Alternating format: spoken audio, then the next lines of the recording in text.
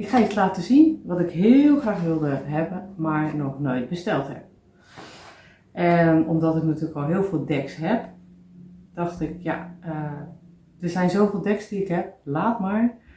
Ik ga dat niet bestellen, maar toch denk ik op een gegeven moment, hey, laat ik het toch maar doen. Dus, ik ga het uitpakken. En jullie zullen het waarschijnlijk wel kennen, of sommigen van jullie. Het is het Celtic Le Normand deck. En die ga ik dus even unboxen.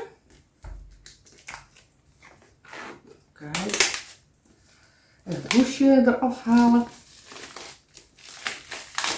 En dit is het. Nou, waarom ik heb gekocht is sommige of vele tekeningen of beeltenissen spreken me aan. Niet allemaal, daar ben ik eerlijk in. Spreken me niet allemaal aan. Maar heel veel wel. En wat ik ook wel heel erg fijn vind en ook wel heel benieuwd naar ben, zijn de extra kaarten. Want het is natuurlijk anders als bij de Gilded Reverie. Dat is natuurlijk de Expanded Le Normand. Die kaarten, hè, dat zijn er natuurlijk ook bij elkaar 11 die erbij zitten extra. Nou, dit zijn natuurlijk weer hele andere kaarten die erbij zitten extra. En ik weet ook nog wel dat een abonnee tegen mij zei van, ja, er zit hier ook een kat in. Kijk, en dat vind ik heel erg leuk. Ik ben best wel een kattenmens. Mijn kindje blijft natuurlijk wel de Expanded Le Normand. Maar er zullen hier wel een aantal video's van komen. Ik kan nog niet zeggen wanneer. Dat ga je natuurlijk vanzelf zien. Want er zijn nog een aantal video's waarvan ik denk, ja, die wil ik ook maken. En die zijn ook een beetje in de maak. Maar we gaan beginnen. De Celtic Le Normand. Nou, even kijken. Er zitten er krap in, als ik het zo voel. Eigenlijk iets te krap voor de doosje. Want ik moest echt wel een aantal keer schudden. Maar dit is hem. Kijk eens wat lief. Boekje. Nou, het is natuurlijk in het Engels. Want in het Nederlands bestaat het nog niet. Helaas, het is nog niet vertaald naar het Nederlands. Dus dat is ook een ding. Dus je moet er even heel goed in kijken wat betreft Engelse woorden en zo natuurlijk. Dus dat. Nou, en dit zijn dus de kaarten. Wel een heel leuk, lief, schattig doosje. Hè? Die kaarten die zitten er zo in. Hè? En dan daarbovenop hebben ze natuurlijk een inkeping voor gemaakt voor die kaarten. En dan daarbovenop het boekje. En dan, het ziet er wel heel erg goed en verzorgd uit. En ook wel mijn lievelingskleur geel-groen. Ik ben heel erg van deze kleur. Net zoals paars. Dit vind ik echt een geweldige kleur. Al toen ik een jaar of 11 was, had ik een Barbie koffer. En die had dezelfde kleur als dit. En ik heb dat altijd een super leuke, mooie kleur gevonden. Maar dat even terzijde. Nou, dan heb je dit. Het is hier natuurlijk ook in een beschermd hoesje. Dus die gaan we er ook even uithalen. Kijk, gaan we even uithalen de kaarten. En dan ga ik ze zo één voor één laten zien aan jullie. In ieder geval, dit is de set. Er zijn iets kleinere kaarten dan normaal. Dan het gangbare. Kleiner, hoe beter ik het vind wat betreft het schudden. Want dan vliegen er ook gewoon spontaan kaarten uit. Dus voor mij vind ik het alleen maar handig dat het niet van die hele grote kaarten zijn. Ik ga ze nu één voor één aan jullie laten zien. Eigenlijk geeft het boekje aan, dus alle kaarten. Zoals we gewend zijn, wat het allemaal betekent. En heel beknopt een legging, of een aantal leggingen. Een stuk of 3, 4, 5 kaarten. En dan gewoon uitleg met wat het betekent. En nog wat spreads zitten erbij. De 5 kaarten spreads, de inner cross staat hier. Dat is leuk. Dus dit is op zich wel een heel overzichtelijk boekje. En dan gaan we nu beginnen. Ja, dit is dus de Celtic Le Normand, alle beeltenissen. Dus 1 tot en met 36 natuurlijk, ja, dat is altijd zo. En dan gaan we door naar de kaarten. En tussendoor zullen er nog andere kaarten zijn die ik niet ken. Dus ik ben benieuwd. En ook naar de nummering van de kaarten. Nou, oké, de ruiten natuurlijk. Nummer 1. Een vrouw in dit geval. Kijk, we zijn geëmancipeerd. En meteen, hey, dat is leuk, een man. Het is eerst een vrouw en dan een man op een paard. Nou, de ene die gaat naar links en de andere die gaat naar rechts. Misschien heeft dat ook nog betekenissen. Daar kom ik natuurlijk achter als ik het boekje ga lezen. Zo. En dan gaan we door naar nummer 2. Dat is de klaver natuurlijk. Op zich ook leuk getekend. Nummer 3, het schip. Het zou ook wel een speciale betekenis hebben wat hierop staat. Het kruis. Misschien is het wel een Keltisch kruis. Wie weet mag het zeggen. Misschien is het wel een Keltisch kruis. En als vierde het huis. Wat leuk. Een heel grappig huis is dit. Ja, zo zie je ze niet meer vaak. Ja, heel leuk. Nou ja, de boom. Dit is een boom die, heeft het nogal zwaar of zo. Dat doet me heel erg aan kerst. Met al die sneeuw erbij en die hulst en zo. Hij is helemaal bedolven onder het sneeuw. Het zal misschien ook wel een speciale betekenis hebben. Want ik zie hier ook een boom die gewoon staat in de zon. Beetje zo lekker in de lente, met heel veel bladeren. Dus dat zal allicht een andere betekenis hebben. Misschien is dit een wat zwaardere kaart en deze kaart een wat lichtere kaart. Leuk. Wat leuk dat het van de boom zo verschillend is en daar ook 2 kaarten van zijn. Dus we hebben de ruiter met 2 kaarten en de boom heeft ook 2 kaarten. De wolken. Nou, je ziet inderdaad een lichte en een donkere wolk. Grappig dat ze dat weer hebben gedaan. En hieronder zie je ook meteen koning klaveren. Dat is als je de kaarten legt, de gewone Lenormand, met de gewone speelkaarten. Dan staat de wolken voor de koning klaver. Zo makkelijk is het. De slang. Kijk, een beetje venijnig kijkt hij uit die oogjes. Zie je? Niet echt een lekkere vrolijke slang. Ja, vrolijke slangen zullen ook wel niet echt bestaan. Maar het is een beetje onheilspellend. En deze slang, het is ook weer een dubbele, die is aan het vervellen. Zie je dat? Dus dat is meer de spirituele kant op. Ja, dat denk ik wel. Leuk. Dan hebben we 8. De lijkkist of de doodskist. Ik ben heel erg benieuwd naar deze kaart. En ook of het allemaal natuurlijk dezelfde betekenis heeft. Want ik ben ook wel benieuwd naar of ik dan toch nog ergens iets kan meepakken van een betekenis die ik nog niet ken na 7 jaar. Dat vind ik altijd het leukste, hè? Dat er een betekenis is die ik niet ken. Nou, dat is echt een super vrolijke kaart, de ruiker. Echt lekker gezellig, madeliefjes en korenbloemen en van alles. Blauwe bloemetjes. Ja, dat ziet er echt super vrolijk uit. Dus dat heeft die tekenaar ook leuk verzonnen. Nou, de zeis. De zeis. Dus kaart nummer 10, de zeis. Je ziet het. Zo'n soort zeis heb ik toen wij net ons huis kochten hier. Dat is alweer 20 jaar geleden. Stond er ook zo'n zeis in de schuur. Nou, op een gegeven moment ging ik natuurlijk de Lenormand leggen, 7 jaar geleden. En dan dacht ik, die zeis moet weg.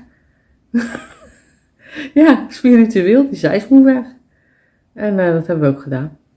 Ik heb gewoon gezegd, die zeis, die wil ik niet meer. Het was ook een hele verroeste zeis inmiddels.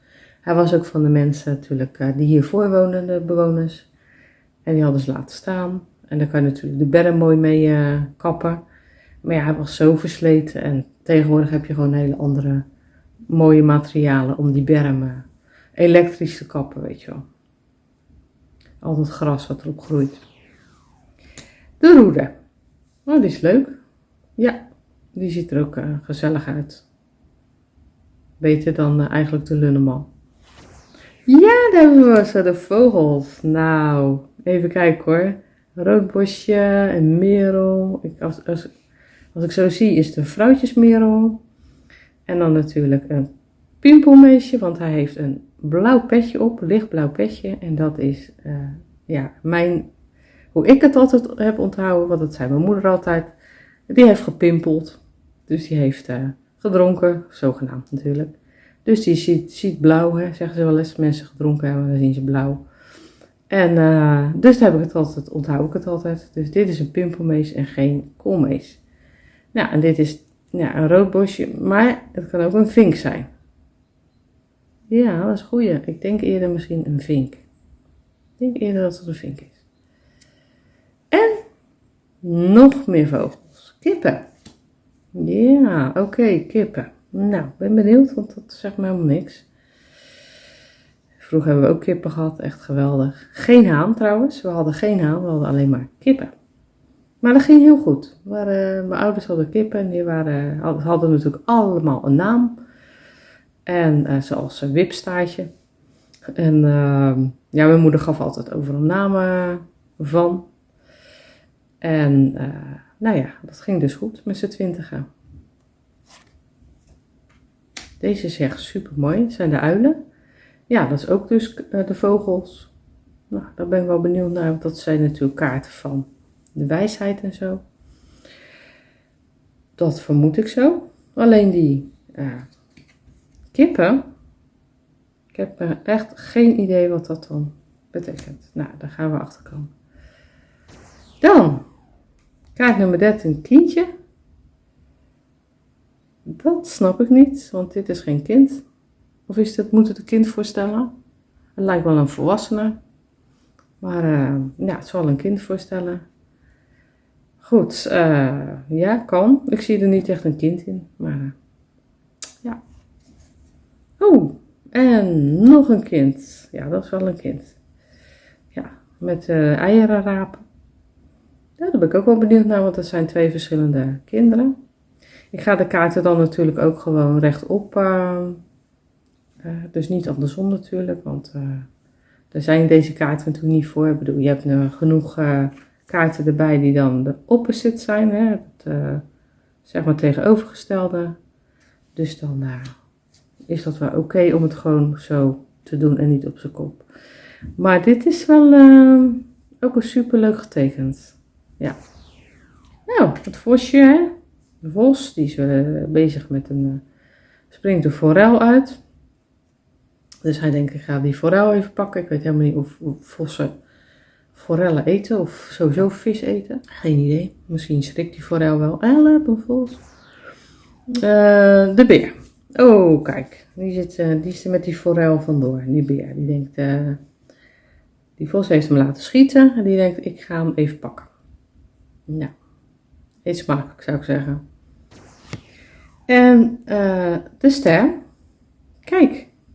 Zat er op het schip en zo te kijken naar die ster. Dat is wel, ook wel weer mooi getekend. Ja. De ooievaar. Ja, ik vind hem ook echt heel mooi getekend, de ooievaar. En een ooievaarspaardje, om het zo maar eens te zeggen. Dus dat, heel mooi. Ja, de kat. Oh, wat een poe. Zeggen we altijd van iets schattigs, dat is een poe. Nou, dus die kat is ook een poe. Leuk hoor. En de hond, ja, de trouwe hond natuurlijk. Vind ik die kat eigenlijk leuker getekend dan die hond. Ja. En dan gaan we verder met kaart 19. Vreemde toren. Wat is een hele vreemde toren? Ja, dan moet je even heel goed nadenken, want torens, het is natuurlijk ook wel, ja, dit zijn natuurlijk torens, zie je. Maar ik ben natuurlijk heel erg gewend van lange toren. En dit is natuurlijk geen lange toren. Maar goed. De tuin. Oké, een maisveld. Dat hebben we hier ook wel achter staan, echt een aantal jaren, mais. Of is het, nee, het is tarwe. Ik denk eerder dat, ja, ik weet het niet. Tarwe, zal wel tarwe zijn. Nou, in ieder geval lekker bedekt, hè? Met een soort picknickmandje, maar dan heel veel fruit. En dat zal wel wijn zijn wat er in die karaffen zit. En een hoorn, hier, waar die voor staat, weet ik niet. En een gezellig vuurtje met, denk ik dat ze er lekker eten gaan stoker. Dus dit is de tuin. Dat is wel heel wat anders dan Giro Machetti heeft getekend. Hier moet ik ook een beetje aan wennen. En dan niet wat betreft hoe het getekend is, want dat is leuk. Maar dat het een tuin moet voorstellen. Oh, de berg. Oh, dat doet me denken aan een serie die ik vroeger heb gezien. Als kind. Iets engs. En 22. En dat is de weg. Ja goed, hè? Dat is weer een soort kruising. Je kan deze weg vervolgen naar de zee. Of die gewoon naar het bos. Dus op zich is die wel met een rune tekens. Of misschien is het iets anders. En weet jij het? Dan hoor ik het wel van je. En dan hebben we de muizen. Kaart 23. Ja, nou ja, dat is duidelijk. Ja, niks aan toe te voegen. Leuk getekend. Het hart. Oh ja, natuurlijk. Het hart zie je hier zo. Een hart liggen. Van parelmoer. Een soort mossel of zo. In ieder geval, dit is het hart. En dan de ring. Nou, je ziet het. Je ziet een ring. Verbondenheid. Dat zie je ook in deze kaarten. 26, het boek. Dat is het boek inderdaad. Niks meer aan toe te voegen. Nou, 27 de brief. Nou, die zit hier voor met allemaal streepjes bedoel ik. Ja, met een brief met allemaal streepjes. En natuurlijk een kaars, want vroeger hadden ze natuurlijk geen licht. Dus dan moest de kaars erbij. Oké, dat is een man. Een hele andere man dan wat ik gewend ben.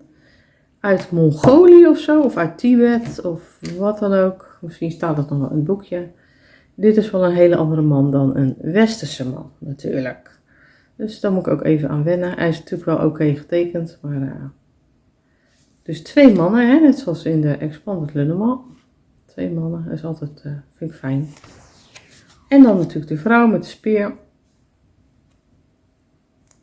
En nog een vrouw. Dus 1 met rood haar en 1 met donker haar. Dus ja, hetzelfde ook alweer met de Expanded Lunneman. Het zou ook misschien dezelfde betekenis hebben. En daar ben ik natuurlijk ook heel erg benieuwd naar. Dan 30, de lelie. 31. Ja, dat is natuurlijk de zon. Lekker aan het shinen. En 32, de maan. Kijk, dan kan je een beetje het verschil zien. De zon die zit lekker te beamen in je gezicht altijd. En dan moet er weer de zonnebril op. En nou, het maantje, de maan. Leuk. Ja. 33 de sleutel. Natuurlijk. 34 de vissen die weer omhoog komen. Ja, ook mooi getekend. En 35 het anker, natuurlijk. En als laatste het kruis. Nou, super mooi. Dat waren de kaarten. En dan ga ik nog heel even kijken naar de dubbele kaarten die erin zitten. Ja, de dubbele kaarten. Ja, daar zijn we. Nou, de ruiter dus, wat ik al zei. De ruiter, die heeft een dubbele kaart. En de boom. Ja, goed. Dat is dus, mijn vraag is meteen beantwoord. Het is gewoon een 5. Getal 5 is gewoon, blijft gewoon getal 5. En dat vind ik eigenlijk wel fijn, hè. Want dan blijf je gewoon op 36 houden. En ja, nou, ik vind het eigenlijk wel fijn dat dit gewoon hetzelfde getal is. Want het is toch dezelfde afbeelding. Dus ja, dan is het natuurlijk ook hetzelfde getal. Dus dat is logisch. Nou, dan hebben we ook weer 2 verschillende kaarten van de slang. Dus verschillende kaarten van de slang, deze. En nog eens een extra bonus van de vogels. Dus dat zijn 3 verschillende kaarten. Nou, daar ben ik wel benieuwd naar. Dat zal de diepzinnigheid zijn. En dit zal de gewone vogels zijn van, ja, gewoon het. Maar dan ben ik wel heel benieuwd naar die kippen. Ja, het kippenhok. Kindje is dus ook dubbel. Kijk. Leuk. En ja, dat vind ik echt super leuk. een hond en een kat. Nou, ik ben zo benieuwd naar die kat. Wat die betekent. Dan hebben we natuurlijk de extra heer. Ja, dat ben ik wel gewend met de Expanded Le Mans. Maar wie weet heeft deze toch nog een andere betekenis. Of één andere betekenis. Dus en als laatste de dubbele vrouw. En dat is ook weer bij de Expanded Le Mans zo. En ik vind het altijd wel fijn dat we bij een ander soort deck met meerdere kaarten. Dus bonuskaarten. Dat daar in ieder geval een dubbele man bij zit en een dubbele vrouw bij zit. Dat vind ik echt, daar kan je echt zoveel mee. En dan kan je natuurlijk ook nog even terugkijken naar mijn video over de man en de vrouw. Die heb ik bij elkaar gestopt. En dan natuurlijk ook de extra betekenissen. Dus ik ben ook benieuwd of dit dan dezelfde betekenissen heeft als in de Expanded Le Mans. Ik vermoed van wel. Fijn dat je hebt gekeken. En dit was dus de Celtic Le Mans.